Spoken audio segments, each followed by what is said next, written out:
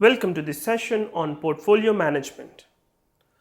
Before we start portfolio management, let's understand what is a portfolio.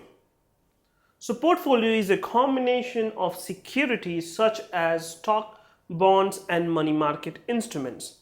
But the reason we need to understand the reason behind having this portfolio. Let's say stock A is having certain risk and stock B also has certain risk.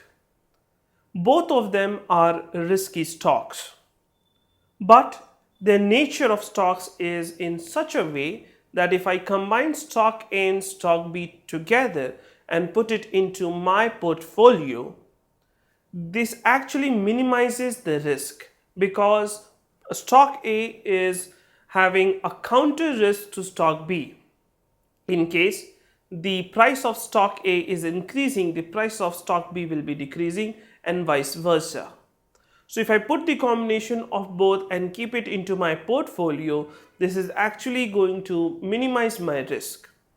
This is called portfolio construction.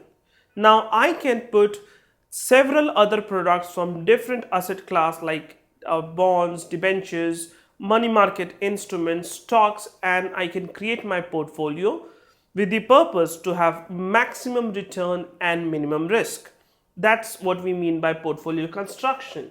The process of blending together the broad asset classes so as to obtain optimum return with minimum risk is called portfolio construction. Diversification of securities gives the assurance of obtaining the anticipated return on the portfolio.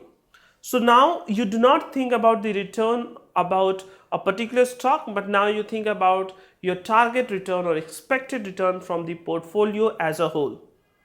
Diversification of one's holding is intended to reduce risk in an economy in which every asset's return are subject to some degree of uncertainty.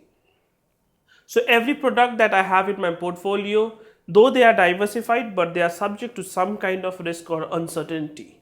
But I should design a portfolio in such a way that my risk gets as low as possible or as minimized as possible.